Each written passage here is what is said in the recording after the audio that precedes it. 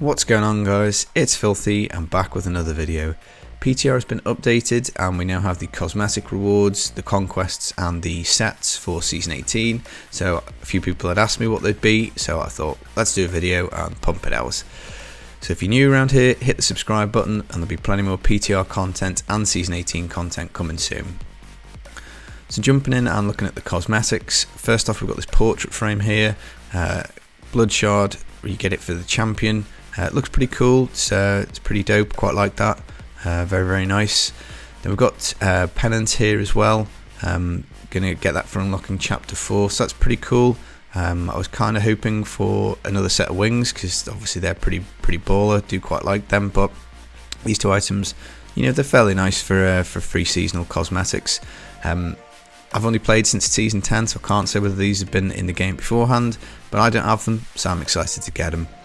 Transmog is the same one it's been forever, but other than that, let's move on and do the starting sets. Now these roll on a rotation, so I'm pretty sure that if you've been playing the game for a while you'll know what they are, but just in case you don't, let's go through them. So Demon Hunter is going to get Marauders. That's pretty strong. I haven't really seen many people making any specific Marauder builds lately, but you can get onto N6, M4. You know, that's obviously a very strong build for the Demon Hunter, so that's going to be your start for that. Raycore for the Barbarian. This is probably the best Barb set.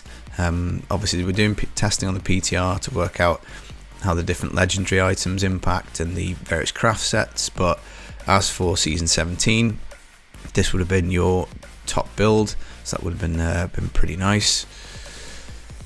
Then we've got DMO, Delzir's Magnum Opus for the Wizard.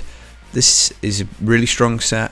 I'm not particularly fond of the playstyle myself. I'd be looking to get onto Veers if I was going to do a Wizard, but yeah, it's still pretty strong. That 6-piece does hit pretty hard, 8,500%, and you use slow time, so yeah, fairly decent for the Wizard. Zuni's, this is really strong now actually. The multiplier on this is huge. You also get 7 pieces of it rather than 6, and it is really flexible because it's got an offhand and it's got a ring slot, so you can mix and match with various different crafted sets that we've got. So Witch Doctor is in a pretty good spot right now generally, and this is a pretty interesting starting set.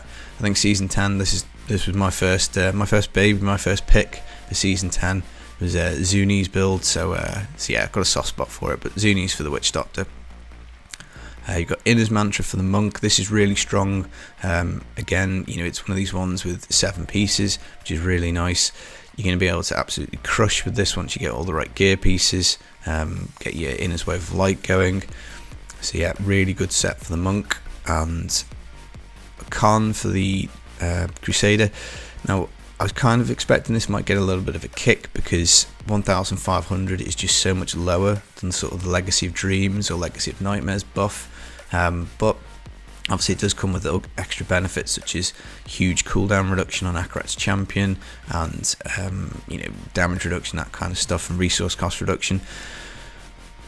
It's probably, I'd say, slower than the other sets, but you know, it used to be back in the day really good one, so you know, possibly worth considering. And again, it's you know, it's another 7-piece one, so it's very flexible because you get the amulet, so again you can mix and match that with the, you know, new crafted sets. And then Necro, I've got Pestilence.